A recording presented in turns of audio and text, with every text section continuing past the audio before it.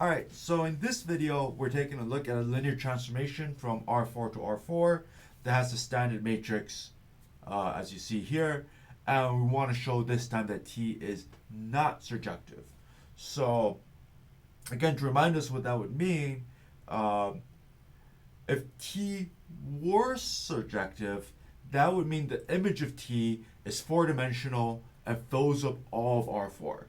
Since, in this case, we want to show that T is not surjective, what we want to show is that the image of T only has dimension 3 or 2 or 1 or 0.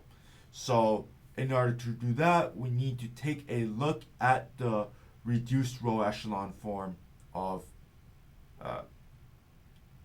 M, the representative matrix of this transformation. So I'm going to go ahead and Desmos here this time. I'm going to go ahead and start putting in our 4x4. So 1, 1, 1, 1. Next row is 4, 5, 7, 2. Next row is 1, 4, 10, minus 4. And the last row is 1, 2, 4, minus 3. And what I want, of course, is to reduce row echelon form. And so what I get from computing that is that the reduced row echelon form of M is 1, 0, minus 2, 0, 0, 1, 3, 0, 0, 0, 0, 1, and a 0 row 0, 0, 0, 0. And so when I look at this, what I observe is that I have 3 pivot columns, right? 1 pivot column here, 1 pivot here.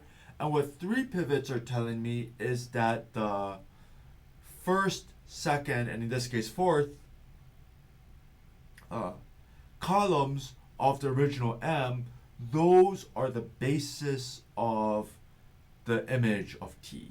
So what I can say is thus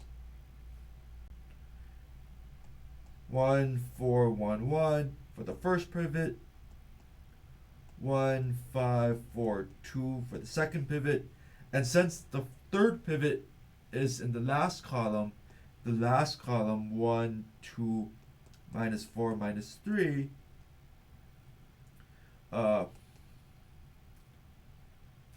forms a basis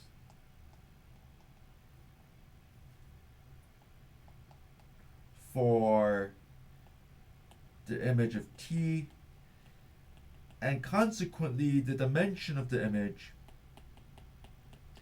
is just 3, right? It's the number of basis vectors that you have. Alright, so if you have a 3-dimensional basis, then that's not all of R4, who's 4-dimensional. So thus the image of T is not equal to R4, and T is not surjective. Alright, thank you very much. See you in the next video.